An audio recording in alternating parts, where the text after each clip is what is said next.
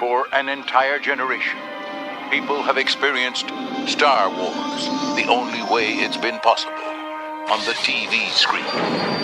But if you've only seen it this way, you haven't seen it at all. This is the podcast you're looking for. We've been waiting for you. The force is strong here, even stronger than the coffee. Greetings, this is John Jackson Miller, author of Star Wars: A New Dawn, and you are listening to Coffee with Kenobi. With Dan Z and Corey Clubb, this is the podcast you're looking for.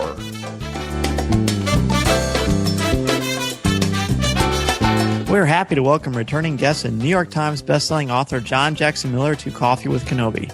John is the author of the upcoming A New Dawn, the exciting new novel that Star Wars fans are looking forward to. The book is the first story in the new canonical outreach headed by the Lucasfilm Story Group and introduces readers to Kanan and Hera. John was the very first guest we ever interviewed on Coffee with Kenobi, and it's great to have him back. Welcome back, John. Hey, thanks for having me. Absolutely. As we were getting ready to do this, I was just thinking about the last time we spoke with you, and you were our very first interview, and you set the stage for us because you were so gracious and so intelligent, and you helped us so much with the way you handle yourself and respond to our questions, and you gave us a lot of confidence to get where we are now, and so we attribute some of our credit to you, so we really appreciate that. Well, you see, you wrote a book called Coffee with Kenobi, so I felt obligated to come on here. If you had written Coffee with Crucible, then it would have been Troy Denning. That's right, or Arthur Miller, but he. There you go. So I mean, I felt like it was something I needed to do. I was very enthused with the enthusiastic response that last book got, and I really appreciated all the support that we got from the podcast. So. Yeah, we're beginning it again here with A New Dawn. Which is wonderful and exciting. And so we'll just start with our first question. How did you get the opportunity to write A New Dawn? Well, this storyline pretty much started at the latter half of 2013. Kenobi was out. It was doing well. And I was looking for a project for the winter. And the Rebels TV series was at that time set for a launch in September. I think now it's going to end up being early October. I'm not sure what the actual date is, but the notion was that they wanted to get something that would be a prequel to it, and it would also fit another niche that Del Rey was looking for, because they knew that they had some darker books coming out, and of course now we know what those are. We have the Lucino Tarkin book and the Paul Kemp Lords of Sith book, and so it made sense that we would have a more heroic book in the mix, so they would be maybe a little lighter, but definitely where the good guys are going to be a bigger part of it. And so I began working, and this, it made sense that as I was working, I would be coordinating with the folks on the Rebels TV series, because that was in process at the time. It's just that what we ended up doing wound up being the first in a new model of how they were going to be doing things, which is now this Lucasfilm Story Group, where they wanted to get the folks with the movies and the TV series and the novels and the comics all coordinated to a better degree than in the past. The biggest problem that we always have with these things is the production schedules are so much different. You cannot make a change to a TV series based on something that we just decided to do 5 minutes ago in a book or a comic book. It doesn't really work like that. So things have got to be thought through a lot sooner, a lot earlier, and that's what the story group serves to deal with. So I did not realize at the time that it was going to end up being this starting point that it wound up being. And in fact, I didn't learn until fairly late in the writing of the book that it would have an introductory role. But even then, it didn't require a lot of changes because I already write most of my tie-in fiction such that it is introductory. We every book is somebody's first. Every novel, every comic book in a universe is somebody's first. Whether we're talking about superheroes or Star Wars or Star Trek or what have you. So you're already trying to write that way. And, you used the word new outreach earlier. I think that is absolutely the way to look at this thing. This is not about changing the past or changing the way that people ought to feel about what's come out in previous times. This is about gearing up for a lot of new continuity coming in from the movies and a lot of new attention that's going to be coming in. The movies are seen by tens of millions of people. That's a lot of new readers. And we want to try to do something where the existing readers are going to dig what we're doing, and also it's going to be something where it will be approachable for the new readers. I realized the other day the acronym for this book, A New Dawn, is and I think that is, we couldn't have been planned better. We don't want these fans or those fans. We want both groups. We want everybody. We want to see a time in which there's a new generation coming into the readership that is enjoying the stuff just as much as the folks that have been in since 1977, like me. That's awesome. That's I love inspirational. Did you? The one thing, maybe you're not allowed to answer this, but did they how early after Kenobi was released, or was it during the writing of Kenobi that you knew you were going to get a chance to tackle this world of Rebels?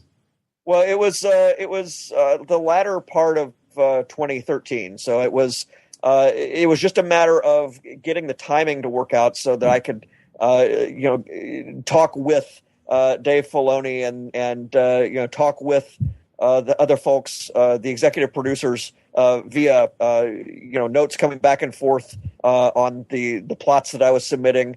It took a while to get everything synced up so that the universe was being shown as it should be several years before Rebels, which is when this is set. We all had our ideas of what the dark times should be like. We just needed to make sure that it tracked back properly from the way things are seen in Rebels. And of course, also we needed to make sure that where Kanan and Hera, the two characters who come in from Rebels into this book, where they are in their lives is critical to my being able to write. I had to know what they were going through, what life should be like for them. And then I needed to have feedback from them about my decisions for what they would actually be doing. It occurred to me that Kanan had to have a job. He had to have some sort of way to bring in money because the Empire really wasn't going to allow him to hang around, important places unless he had something to do. It's just that, he doesn't take jobs because he wants to be part of the system or anything like that. He's just trying to make it to happy hour.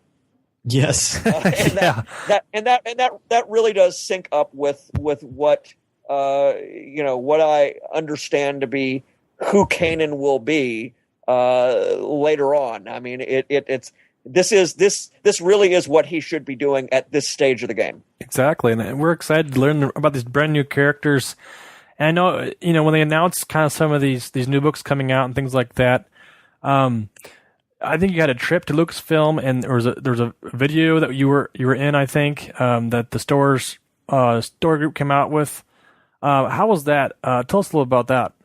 That was fascinating. Again, this is fairly late in the writing, and I as I was informed that a lot of these changes would be taking place, I was asked by Del Rey to go out to California and shoot this video, and I had already had plans because I was heading to a convention in Memphis later the week that they wanted to do the shoot. And they said, this is so important. We're gonna send you to California. Then we'll go directly from there to Memphis, and we'll send your books to you and everything. And it all worked out wonderfully. And I really appreciate that they were able to do that.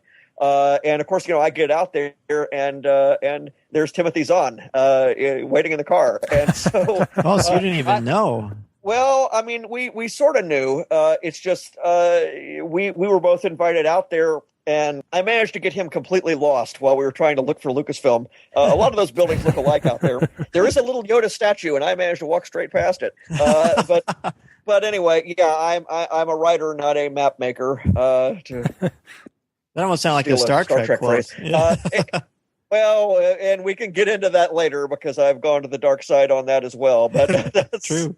That's but yeah, I think that it was a real fun experience. What they wanted to do with that video was to sort of have a couple of people who had followed along with Star Wars throughout the all the years of tie-in fiction, both of comics and the novels and everything else.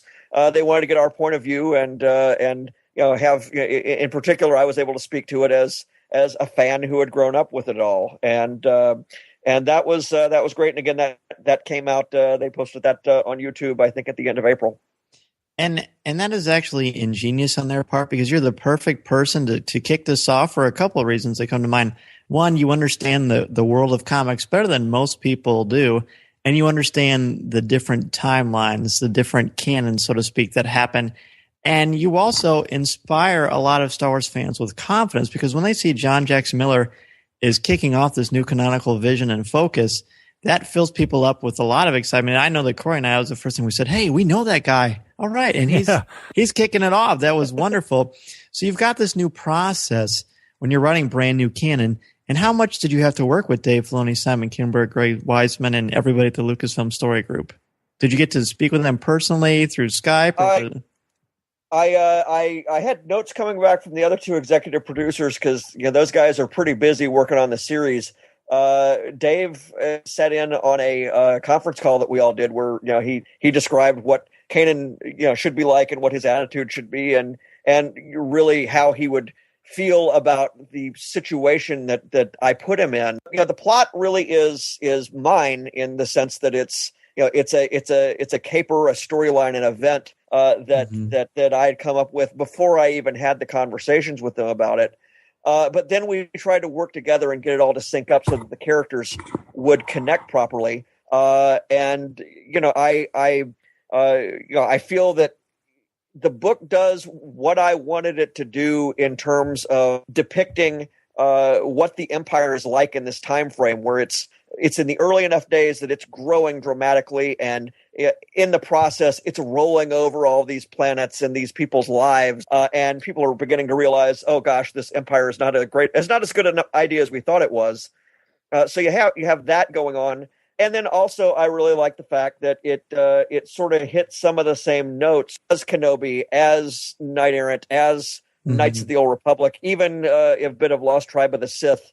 This notion of what Jedi should do when they are alone, when they don't have the order, when they don't have the rules of the order to deal with, don't have the guidance. Kanan is in a sense living like Luke Skywalker, a Jedi without a big structure out there to tell him what he should be doing. And so, I was really happy to have that come across in the book. And again, this is why I really, for as much as some people are exercised about this, and I understand why, because I'm a fan like everybody else, my feeling is it's all still Star Wars. It's all still of a piece. People who read A New Dawn, who didn't know any of the business of how it came to be or the story group or anything else, would probably not be able to tell it out of a lineup with other Star Wars books that we've already done.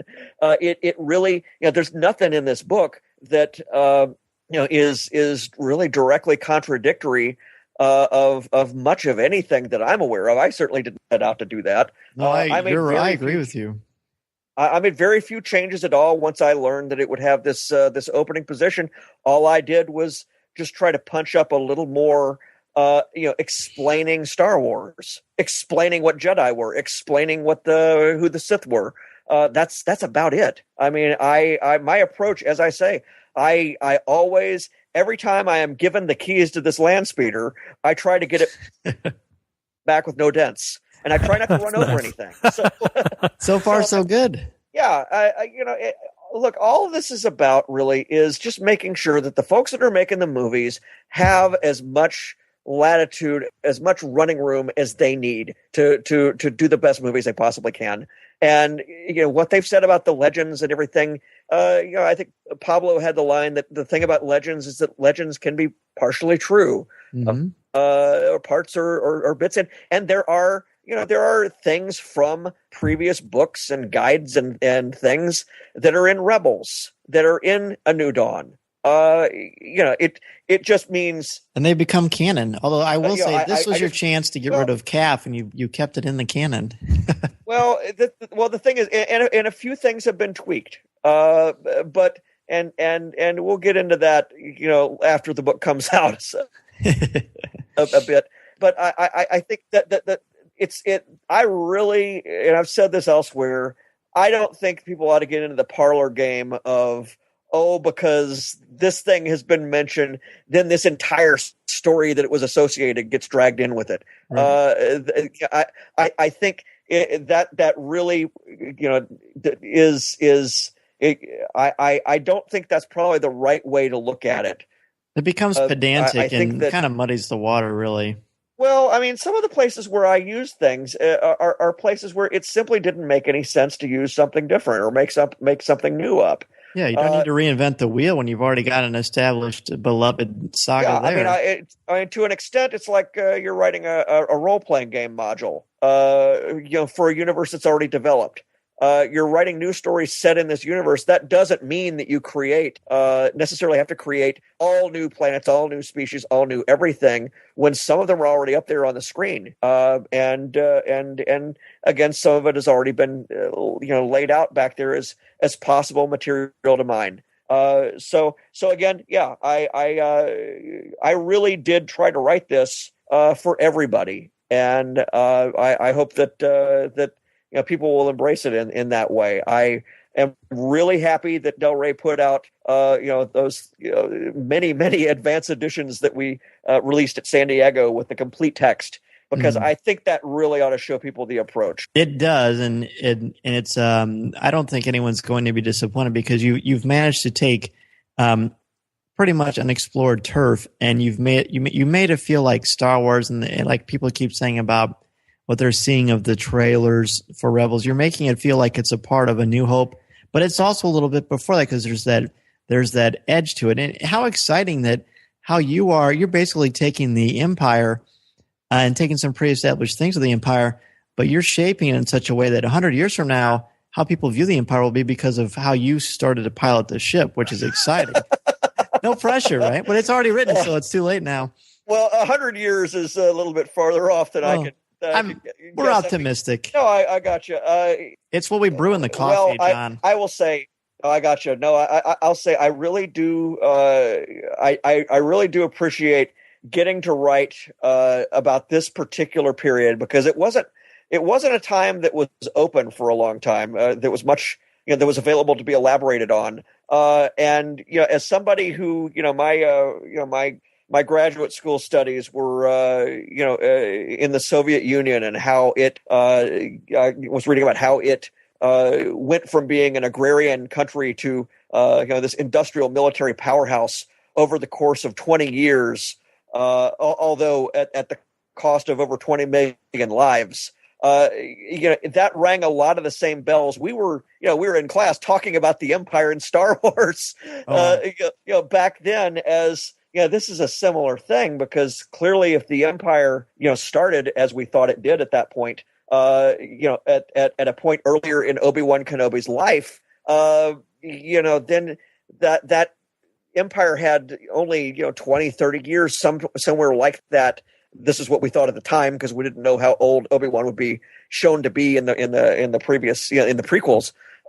We looked at all of that and said, wow. I mean, this is a similar phenomenon. The Republic, this trading organization, is hijacked and transformed into this military mammoth in 19 years' time. How does that happen? How do they get into the Star Destroyer business? How do they get into the Death Star business?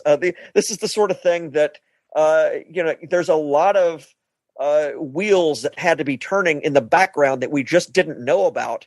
One of the things that I love about what we did with A New Dawn is we didn't focus on the bright center of the galaxy. We did not focus on the big places, the big threats. We went out to one of the many, many industrial supply worlds that the Empire needs in order to get all these Star Destroyers built. And of course, the Star Destroyer is built out of a lot of parts, a lot of different strategic materials coming from a lot of different places. Well, that's a lot of planets that the Empire has to basically put its foot down on and squeeze as much material out of as possible. And that gives us our villain in the book and our oppression, and that sort of leads into how Hera meets Kanan and how they end up doing what they have to do in the book.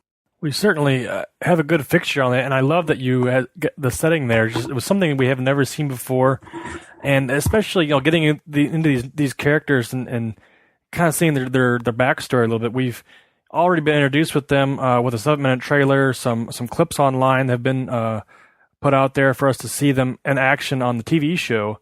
But just referring to the book here, in Kanan especially, he's not entirely likable all that much, which is kind of a risk, I think, a little bit. So talk a little bit about that and those choices while the writing process. Well, Kanan would say that women love him. Yes, he would. Yeah. Let's track back and think about who this guy is. I mean, if he's somebody who has spent his early years, his teenage years on the run from the Empire, or at least figuring that he's on the run, assuming that somebody's after him. He's probably somebody who's fairly prickly. He's probably somebody who wants his space. He doesn't want people to be around him too much. He probably doesn't form long friendships. And he is not a guy who is necessarily going to be a hail fellow well met.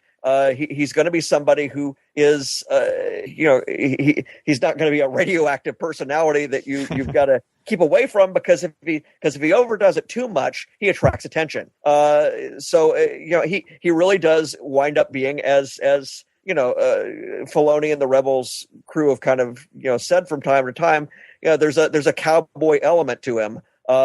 He's somebody who has an attitude, likes his space. And he's not necessarily going to be your best buddy. It was fun to get to write that and have him sort of play off of the other characters that are in this book. Hera, certainly, of course, their interplay is fun. But then I developed these other figures in the book who were reflective of the fact that I wanted to tell about how in most revolutions, the early revolutions, you don't necessarily get your highest quality people that are that are working for the cause. A lot of revolutions tend to start out with the crazy people, or the people who are not really political in their thinking, but just have been forced into a decision, forced into a move. Nobody in this book really sets out with the notion of striking against the Empire.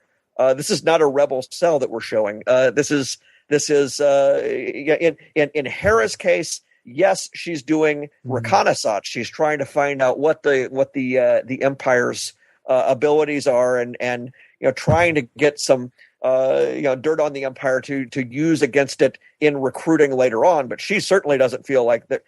She's anywhere close to being able to strike against it, and she sure doesn't believe that the people in this book, Zaluna, Skelly, and Kanan, are anybody that is really rebel quality. So it's reflective of a particular time within the rebellion, the kinds of characters that are in the book and what they end up doing. Well said.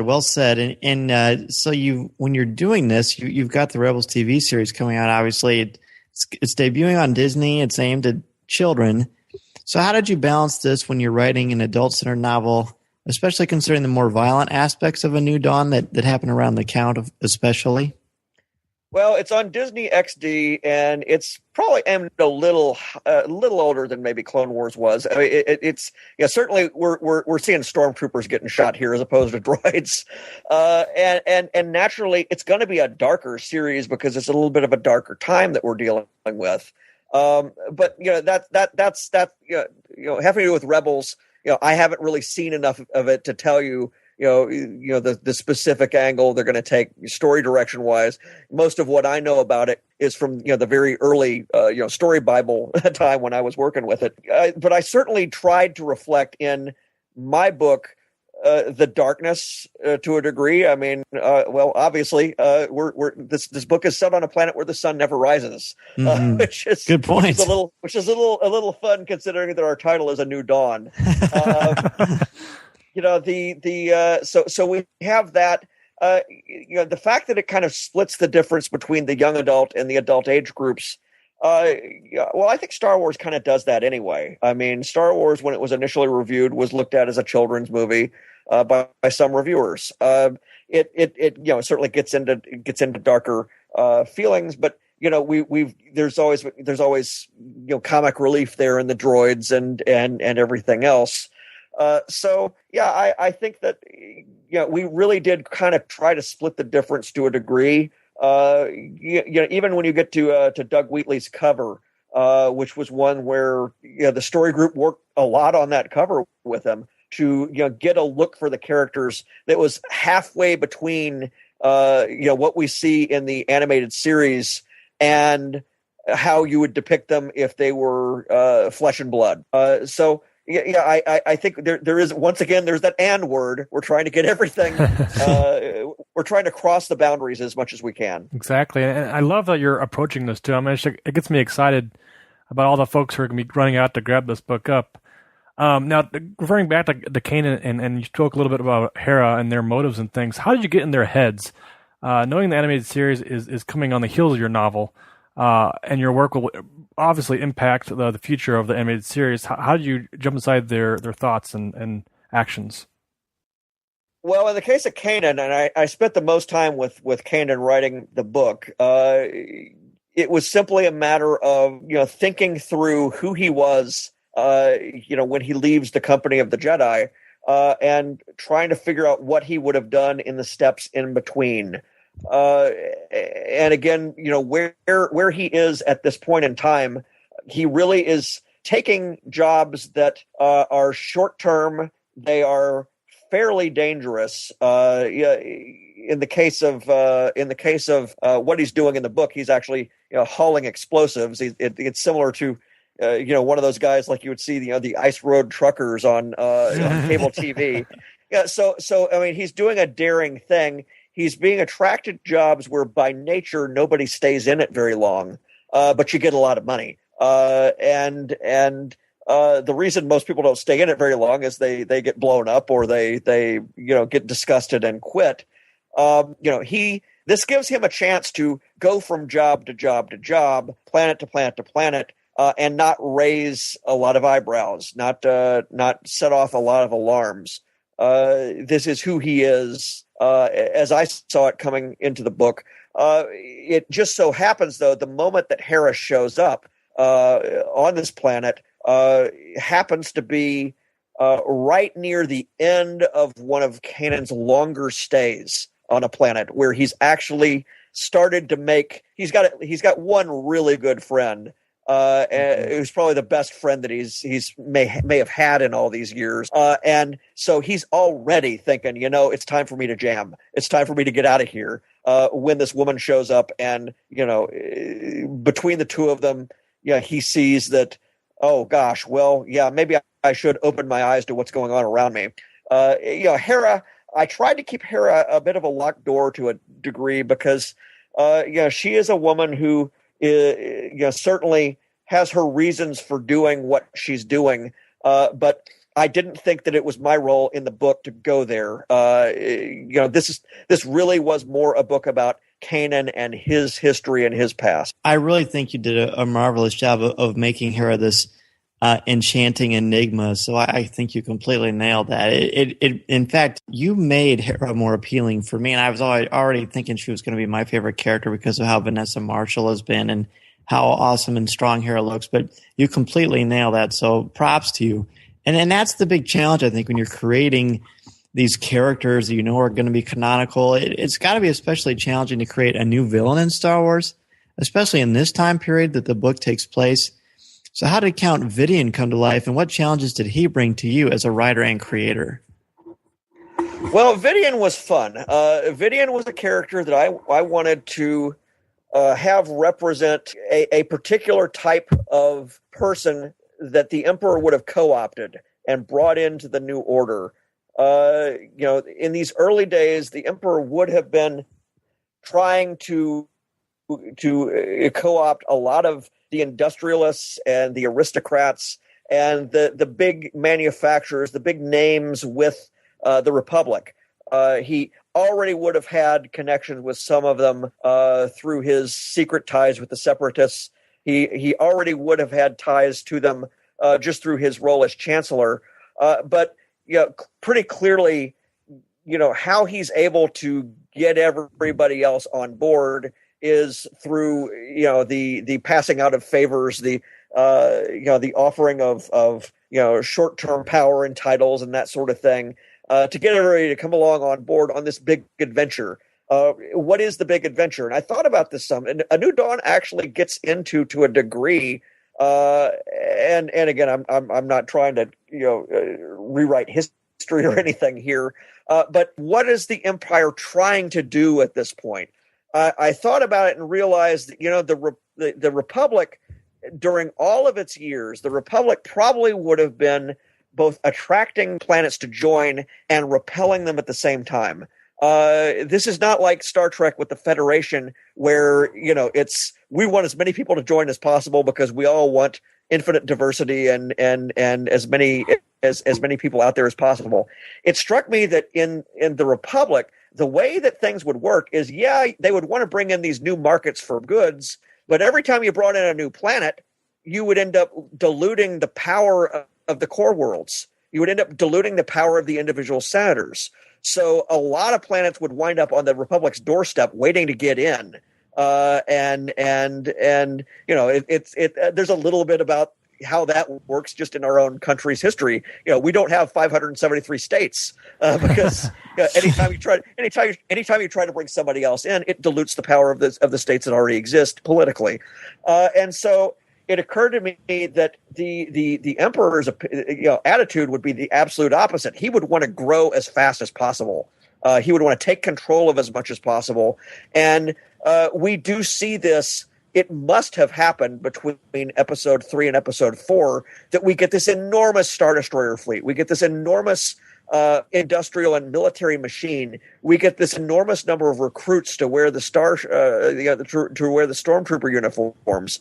Where does that all come from? How does that come about? It certainly comes about at the loss of many lives and through the destruction of many planets' biospheres. That's what I wanted to show here in the book. But Vidian represents a particular kind of cat in this. He is a guy who is in the latter days of the Republic. He was one of these turnaround experts. He was one of these guys that you would see on CNBC every 15 minutes. Oh, yes. One of these motivational speaker guys whose job has been to go from industry to industry fixing it or repairing it or whatever. There's all sorts of, if not repairing it, then getting the money out of it. Gordon Gekko, Larry the Liquidator. We've got these characters like that. We've got these characters like that in a lot of fiction.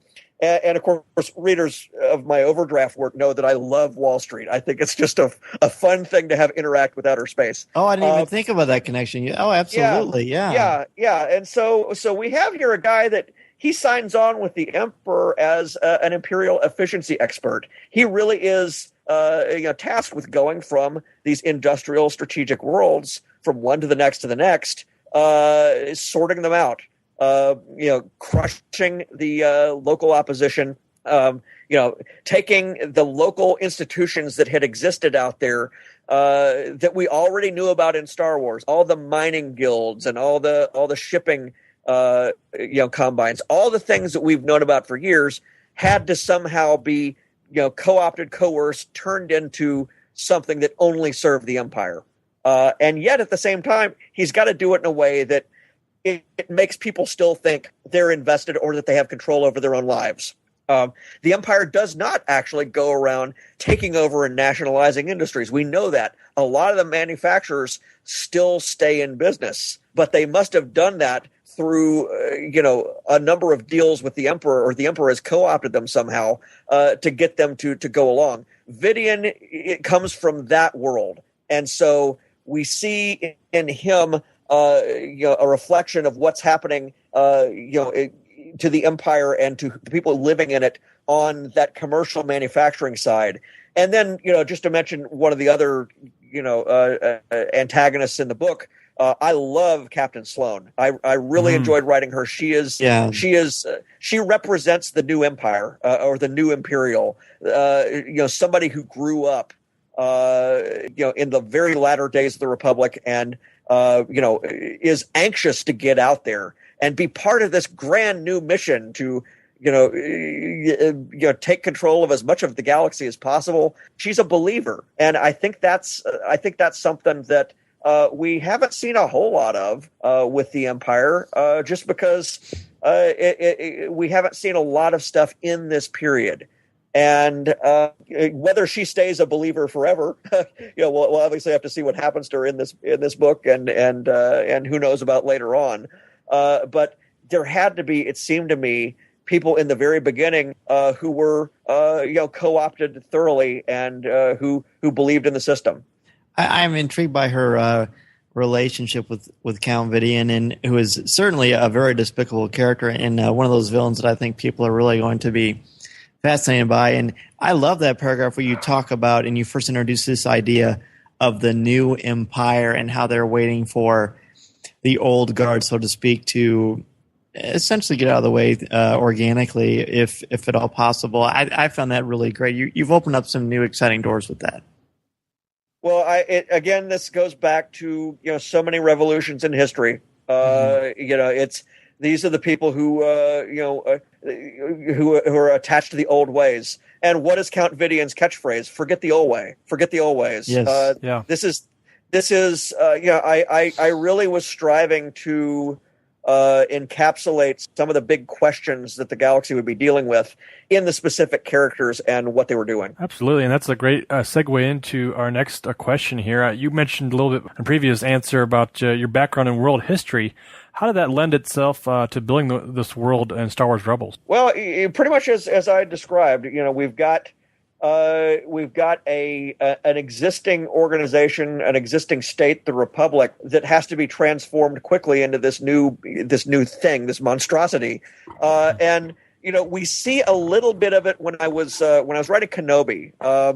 There is a scene where Obi-Wan Kenobi sees in Mos Eisley. He sees one stormtrooper.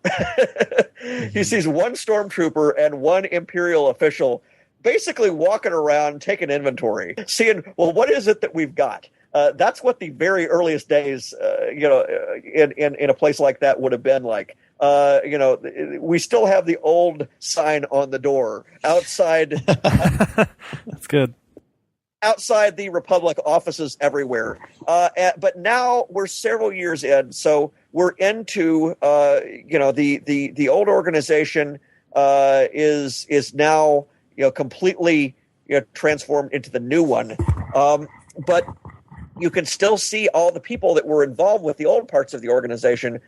Many of them are still involved, and many of them still have expectations based on what went before. A great example here is the surveillance subplot that we've got in this book. It struck me that was something that we absolutely had to deal with. Orwellian, really, I thought. Yeah, and I thank you for going to Orwell instead of to Edwards Absolutely. Snowden, because I know, because a lot of people's memories only go back about a year. Oh, well, I'm an English teacher. I have to go do that. Well, very good. Yeah, Orwell is the way. Orwell is the way to go. I that was not my intent to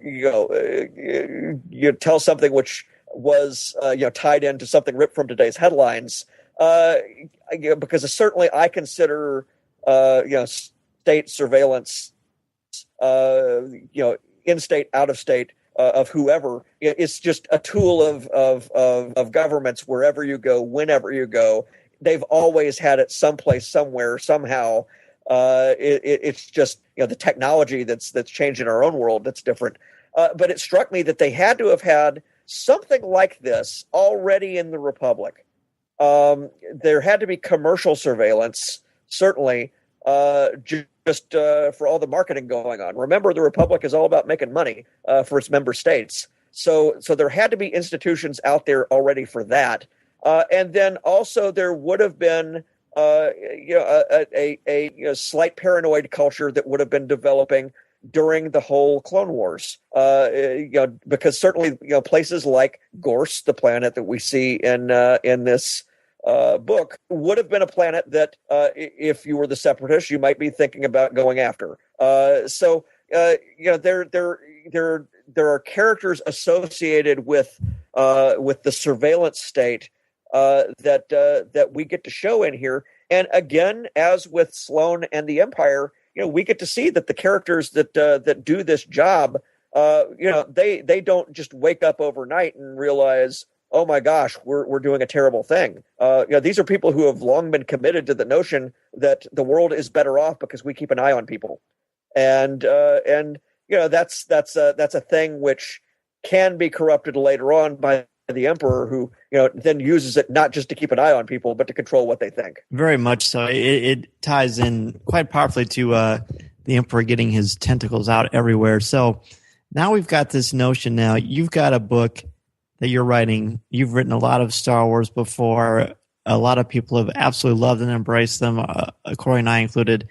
So you've got this book now that's canon, and your writing could impact Rebels, Episode 7, and beyond.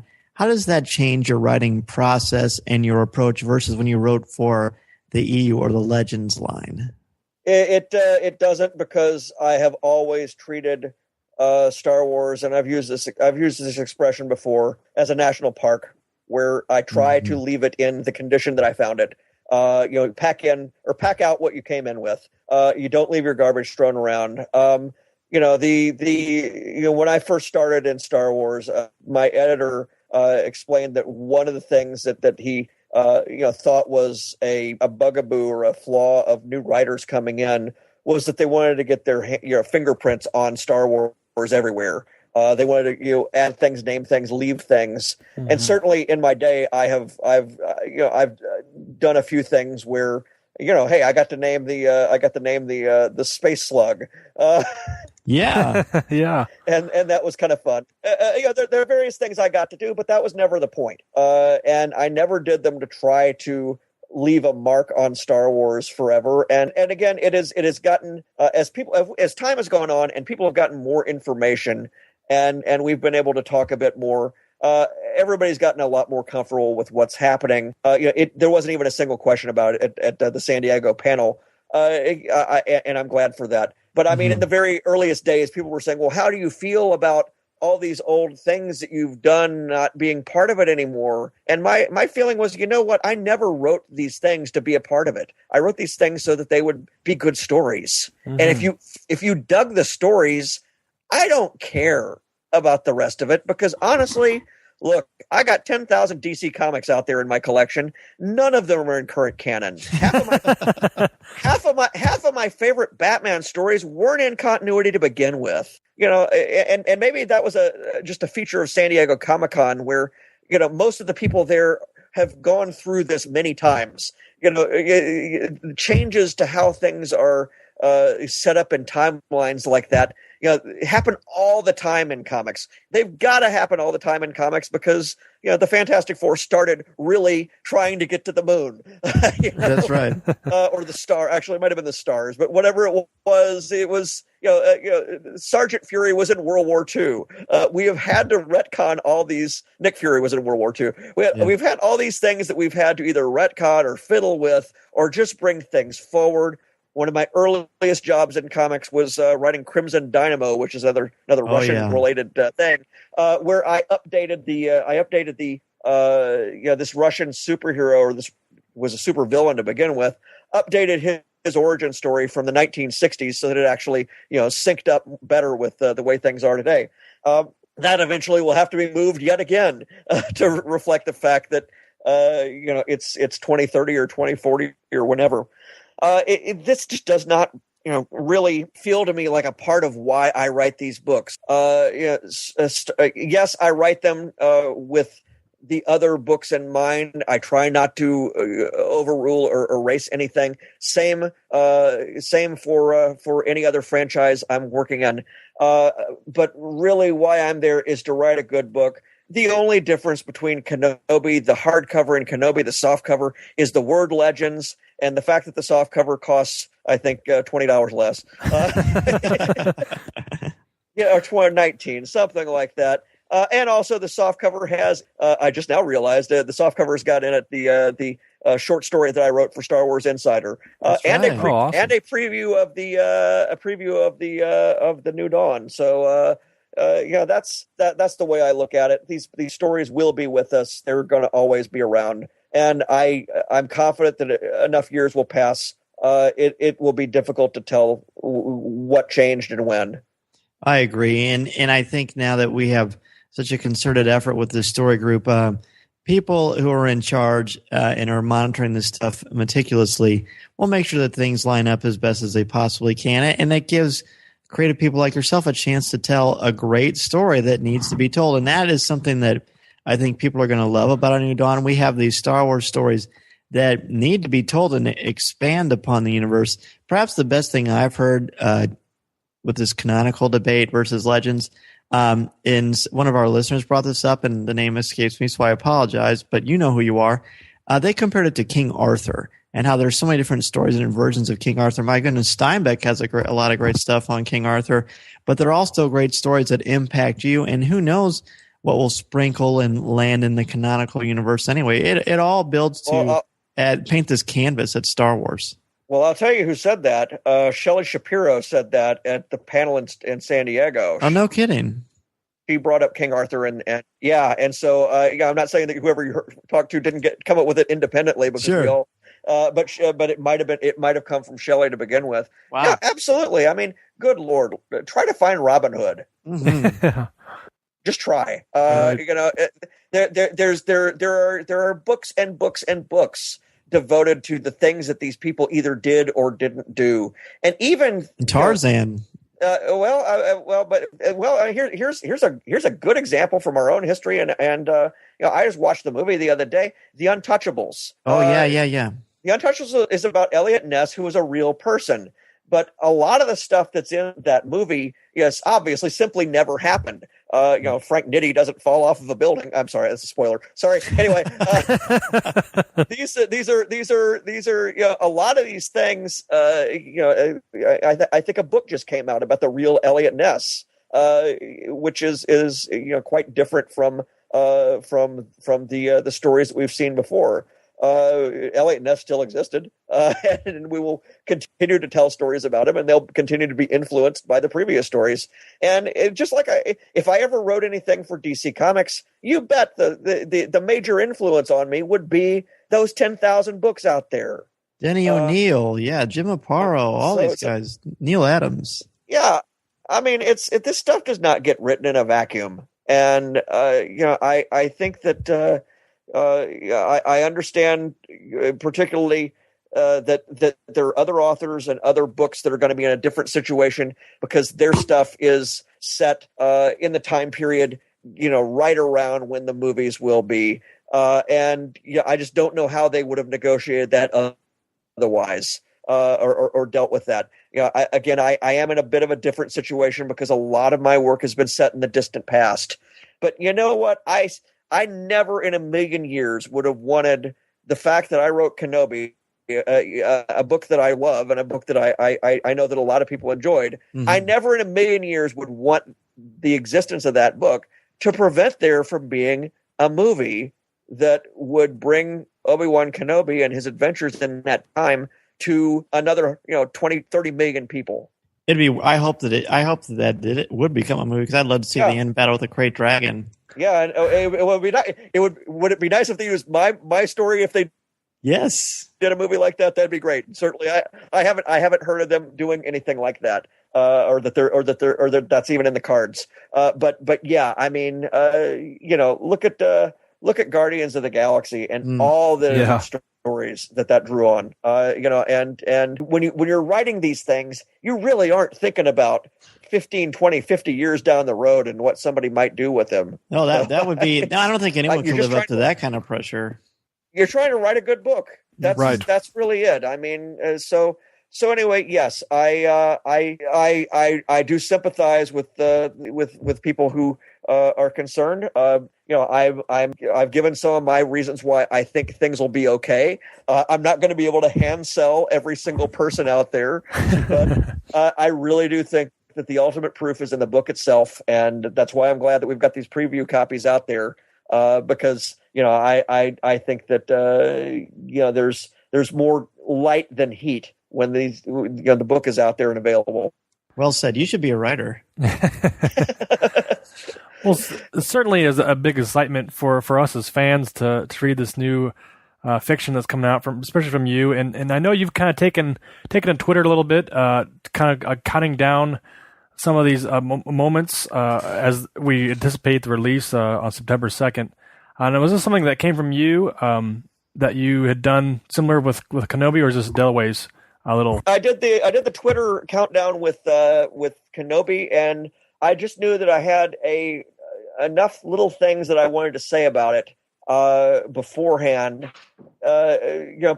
People don't get to every interview that you'd give or every podcast that you record, although they should all be listening to this podcast now.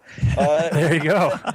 They can't possibly get to everything, and Twitter is just one more of many different media out there to reach people. But I found that it was kind of fun to do a little, a snippet at a time. I had done a countdown to the end of the Knights of the Old Republic series when it was counting down to issue 50 on my blog, and that was one of the most popular features that I've ever run on the blog. But we seem to be past the era where people go to blogs all the time. So last year I tried to do it with Twitter and was very popular, and have been doing it again with New Dawn. And I'll probably do it for my Star Trek novel coming out in January. Oh, I hope you do. I think it'd be great if they'd take all of your tweets and combine them into something to go into the paperback editions, because they're incredibly entertaining. Well, what happens is I know that some of the other websites do gather them up together at the end, or at least they did with Kenobi. They put them all into one big post. I think Roku Depot did that, and somebody else did that last time. But what a lot of that stuff is sort of the material or the first draft of the thing that I always do after the book is over. It has been out for a while. I do a behind the scenes or production notes page on my website where I talk about the book and how it came to be, and a little bit of trivia about what's in this chapter, what's in that chapter. And the Kenobi one that I wrote is like 20 pages long. So it's just because that one took 7 years to get out. That book from the idea to the page. And so, yeah, there's quite a lot of stuff that I remember for that. And I'll be doing one of those for New Dawn as well. When I actually get it online, who knows? It depends on what I've got deadlining at the time. But yeah, it's something where people can go to farawaypress.com and read those. And of course, they can get my Twitter feed is JJM and it's hard to believe, but Faraway Press and JJM Faraway, that has nothing to do with Star Wars. That Far Away. It's other people have asked many times. It's actually a reference to an old Uncle Scrooge comic. So yeah, I've been using that. It was the name of Faraway Looks was the name of my column in Comics Buyer's Guide, 1999, back before I did anything for Star Wars. So Wow. the fact that I'm doing Star Wars is just a coincidence. A very happy coincidence. So this is something I've been wondering for a while. How has life changed for you since the success of Kenobi? Well, it hasn't changed a whole lot in one sense, in that, I wrote 2 books back to back in the winter and spring of 2013, and I just did 2 books back to back here. And then, of course, you immediately go into San Diego and the promotional period for the book, and it's very exhausting and trying after having written that many words. And if there's a way that I can actually space out my novel so that I get a month off in between, that would be great. But look, certainly having had a book like Kenobi that rang all the bells that I intended it to, there's not a word in that book that I would probably change, just because we had quite a bit of time with it to get it right, to go through all the revisions that were necessary to get it to what I wanted it to be, and I just really feel that it accomplished what I intended for it to do, and as for the response from the fans, it was just wonderful. I mean, it was the first book first Star Wars book, and really the first book of mine that my mother has ever read. Wow. And my mother, a grade school librarian, when she was working, encouraging me to write and read, and also taking me to all sorts of movies, including Star Wars. In fact, it's to her that A New Dawn is dedicated. I really appreciated the fact that people embraced that book in a place where my mom could see it. So It doesn't get much better than that. That's gonna say that's a great story. Well, it kind of, and she got to go to a signing earlier in that year, and sort of in a library, and got to sort of take the credit for having been there at the very beginning of this journey, and all the way through it. So yeah, I do really appreciate that people were receptive to that book, and then kind when they talked about it, and I'm hoping we'll have some of the same dynamic with A New Dawn. I think that's pretty much a guarantee. Absolutely.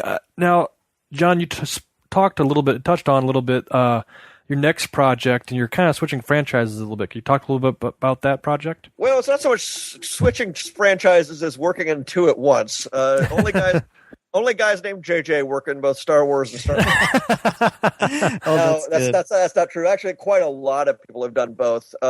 Christy Golden being an obvious example. The opportunity came up in some downtime between Kenobi and New Dawn to write a novella for Star Trek, and that came out in February. That was Star Trek Titan. The name of the series is Star Trek Titan, and the subheading is Absent Enemies. That's the name of the story. That was a novella that was electronic only, released in February, dealing with Admiral Riker. He's Admiral Riker now, and his starship, the Titan. And it was a fun little story, and because I knew there might be some downtime here in this year, I came up with, when they offered me the chance to write a full-length novel, I came up with a concept that I had been thinking about for a good long while, and the result is Star Trek: The Next Generation Takedown is the name of the novel, and this thing is, I have not had as much fun just in terms of just pure wow, I get to write this little thing in here in a while, because it was you have your first time writing Star Wars, and this is my first story where I get to go to hyperspace. This is great. You kind of have that same feeling the first time you use a transporter beam, or get to have a ship decloak. I'm a fan of Star Wars. I'm a fan of Star Trek. I'm a fan of a lot of different franchises. There is that little thrill of working with it for the first time that is different. And so, yeah, I had a lot of fun with it, and it is an adventure that pits Captain Picard against his former former protege, now Admiral Riker.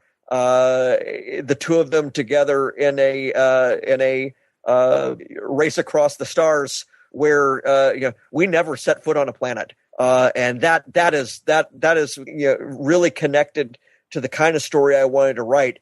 A real naval style Star Trek story where we are out there. We are this is like Master and Commander. We don't go. We're at sea. We're in space for this entire adventure. And so I had a lot of fun with it, and getting to play in that sandbox was one of those things where this is another label stamped on your passport. But that book comes out January 27th, and I'm looking forward to seeing that out there. And no, it does not mean that I have gone to the dark side or gone to the mirror universe, even to use that phrase through the looking glass. Well, that's another one, yeah. But it was a project that I was really enthusiastic to get to do. Well, I love that every time you describe these different universes and projects, you still have that same enthusiasm and passion and intelligence. You even have some Conan stuff going on too. Yeah, I did a short Conan story for one of the issues of Robert E. Howard's Savage Sword at the end of last year. That was the last comics work that I've done that's actually gotten out there. I've done some corporate comics work a little here and there in the meantime. But things for guides for this video game or that video game. It's comics are something that it certainly is never far from my heart. I'm still doing that. The Comicron website that I've always done with the comics history. And I love that, by the way. Oh, thank you. Again, that's been just a project that I've done as a hobby for a long time. But I find that I end up doing about as much media for that as I do for Star Wars and for my writing. I did Marketplace on American Public Media, the radio show earlier last month. And have had pieces turn up on. I was quoted today on one of the political websites, Vox, where they were referring to the sales of comics from the Guardians of the Galaxy line. Well, obviously that's just one of the many things that I've got on my site, and I've been working on a particular comics archaeology project for about 20 years now, and this year I kind of have really hit the accelerator to try to get that project done and wrapped up, and it has involved me buying probably about 1,000 comic books that nobody would ever want. Wow. But this is all about building this database of information about how comics have sold over the years. And why is it important? It's important simply to tell us where we came from and to give us a little bit of perspective. Every time the comics market booms, we're able to say, well, yeah, this is great and this is super, but here's how it was in the 50s. And that was a different time and a different era. And here's how things are different now. And every time the market hits a few bumpy months, we need to be able to say, okay, here's what a real collapse of the comics market looks like. Let me introduce you to the late 1970s, before Star Wars saved Marvel Comic, when we didn't think there would be comic books around in 10 years. Right. I mean, this is, I think, useful to have. And if I have a passion project, besides my own fiction and my own writing, and I'm going to be doing more of that as well. If I have a passion project, I think this has been it, because it ties into what my day job was, running the trade magazine for the comics industry in the 90s. It gives me a little continuity to my career, and it lets me feel that the work that we did on Comics Retailer Magazine and in Comics Buyer's Guide Magazine, two magazines that are no longer around. It allows me to feel that that's been preserved, that's still out there for people to find out about. And that's important. And if Corey and I ever do a spin-off comic book discussion, we're going to have you be the first guest, because you are certainly the man we're looking for that.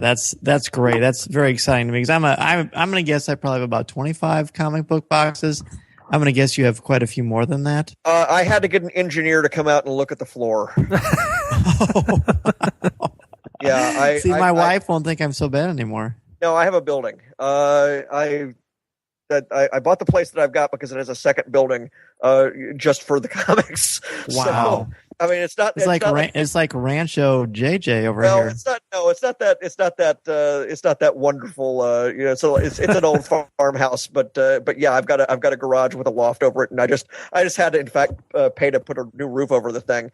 But yeah, it's once you get into the tens of thousands for comic books, 25 long boxes. That's about 7,500 books. But yeah, once you get into the tens of thousands, it's no longer fun. You're now looking at you're now into extreme makeover home edition territory. Because I again, working with the comics magazines for all those years, we would get free comics, and you'd go, oh wow, that's great, free comics. And if I would complain about it, people would say, oh, poor you get all these free comics. Well, every comic book costs about 25 cents to store, with a bag and a board, and particularly if you store your comics like I do, library style, spine outward, in bookcases. This is not cheap. So I would love to see a picture of that. Have you ever tweeted anything like that out? Yeah. There's a picture on my website, farawaypress.com. Go to the About page. Okay. You'll see me in my in the vault. You don't get a full on shot of the whole the aisles. But and the thing is, it's not even a big collection compared to a number of people I know where they've got really serious collections where they have rolling shelves and things like that. On the big tracks like you find at the college library. Comics are something that can take over a good part of your life if you let them. And yes. I wonder where some of them came from. And Corey sold most of his comic collection to get an engagement ring. Yeah. Oh, very good. That's I sold comics for the first time in a long time last year. I sold just like 50 issues of Walking Dead because I thought, this will not continue. Not that Walking Dead will not continue, but the insane prices that Walking Dead comics are going for will not continue. Right. And I turned out I priced the market completely wrong. Those prices keep going up and up and up crazily. And, oh my gosh. More power to them. But yeah, most of the stuff that I've got, I would not part with because it's part of both my research and my childhood. You want to hang on to that.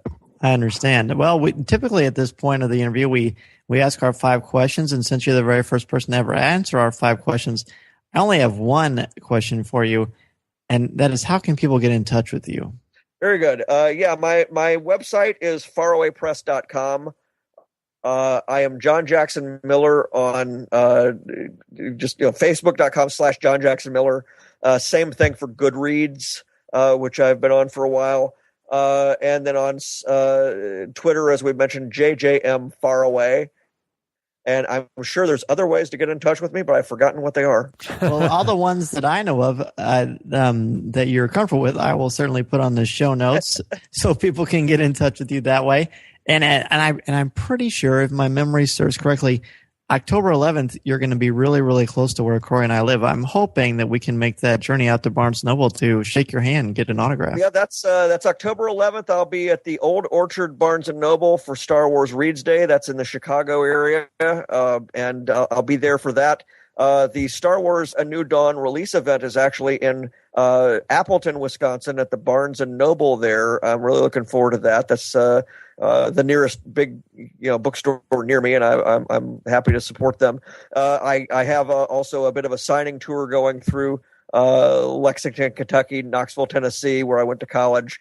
South Carolina, my first signing in Charleston is going to be at Atomicon in November.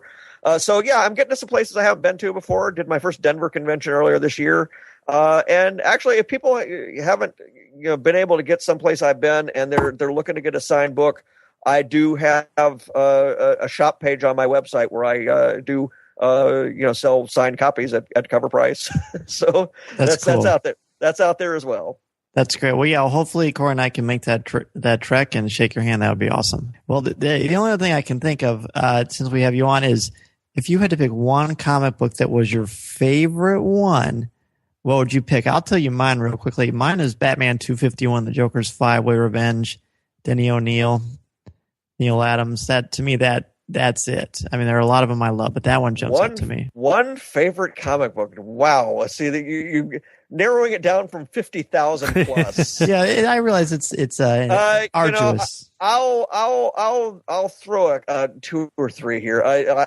One of the earliest comics I remember loving was Uncle Scrooge comic book, Back to the Klondike. That's the one where he meets Glittering Goldie, his old flame from the old days. That's the story where Faraway Looks comes from, where I got Far Away from. The Far Away that's in my Faraway press. So obviously that one's back there. I really love the Sandman story where the Neil Gaiman Sandman story where he meets Hob Gadling, who's that character who has been granted eternal life. And so they meet each other again every 100 years at the same bar in England, which seems to have existed since the 1400s. And that is just textbook in terms of how to write a great comic book story. There's a lot of others like that. You're just way too many to name. I really prize a comic book called Dreadstar by Jim Starlin. Yeah, I know that one. Dreadstar by Jim Starlin. Starlin, of course, responsible for a lot of the things that you saw in Guardians of the Galaxy, the movie. Yes. But yeah, I mean, Dreadstar was this freebooting, space, not necessarily a pirate, but definitely he was a space mercenary, going around battling against an empire. It was not really Star Wars. It had a lot of other different influences. And that came out from Marvel's Epic line in the 80s. And it was actually Marvel's revival of Epic that first hired me to do Crimson Dynamo. But I name-checked Dreadstar many times when I was talking about Knights of the Old Republic, because a lot of the things that I did in Coder, he did in Dreadstar. He hid a traitor in the cast for like 2.5 years. And we did it for 3. So I was happy to be able to do that, and that's a good book that's out there. There's so many more. Well, Corey, we got to keep this fair. You're the co-host. Sure. What about you? Well, my first comic book was Wolverine number 63. It was one I found at a supermarket comic book stand randomly, and it was my first foray into comic books. That'd always be my favorite. Just always last with me. But I've always enjoyed the Tim Sale Batman Long Halloween. Yeah. So that's excellent. So nothing wrong with that. Oh yeah, I mean there's a show and a half right there. So right. Yeah, there you go. No kidding. So there's your next podcast. Excellent. Well, John, thank you again so much. It's always a pleasure to speak with you and to learn more about your writing process and your analysis of your work. And it's just really, really great. And we always get so much feedback when we have you on and love following you on Twitter. And we certainly look forward to chatting with you in the future and seeing all the great things you have in store for all of us. Well, thank you. I appreciate it. We've had quite a few requests for Coffee with Kenobi t-shirts. And right now we've got a special offering going on at Teespring. We've got Coffee with Kenobi t-shirts featuring the brand new logo. They're orange, blazing orange, we call it Rebel Orange for fans out there. And Teespring offers kind of like a Kickstarter campaign. You order so many shirts and they get printed. We've got 3 shirts in order to get everything printed and out there. Right now we're sitting at 23 sold out of the 30. So get out there and order a shirt, support Coffee with Kenobi. All those efforts will be going towards recording upgrades, future distributing fees, and even more ways to tune into Coffee with Kenobi. So check it out. We definitely have space for folks who want to get on board and go past 32. So every little bit helps. So check it out. For those looking for a different style, we've got an orange, like I said, and we got a blue. We call it our Force Blue color and the ladies' tea style. So check them out. $28 a piece, and help us out and support. Thanks a lot. I like the sound of that. Chewie, get us out of here!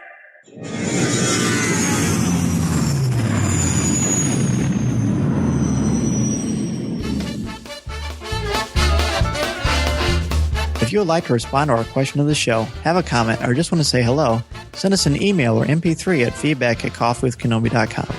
Or if you have a specific question or comment for either of us individually, email us at danz@coffeewithkenobi.com or coryc@coffeewithkenobi.com, or visit us at coffeewithkenobi.com and click on the Contact Us section, or comment on one of the stories featured on the site.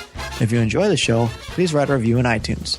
You can also like the show on Facebook at facebook.com/coffeewithkenobi, as well as keep up to date on our Twitter feed at twitter.com/coffeewithkenobi. You can also find us on Tumblr at coffeewithkenobi.tumblr.com. If you enjoy the jazz music, download the album Eye to Eye by Steve Torok on iTunes. Give the evacuation code signal. This podcast is not endorsed by the Walt Disney Company or Lucasfilm Limited. It is intended for entertainment and informational purposes only. The official Star Wars website can be found at www.starwars.com. Star Wars, all names, sounds, and any other Star Wars-related items are registered trademarks and/or copyrights of Disney and their respective trademark and copyright holders. All original content of this podcast is the intellectual property of Coffee with Kenobi unless otherwise indicated. This is the podcast you're looking for. There's no one here.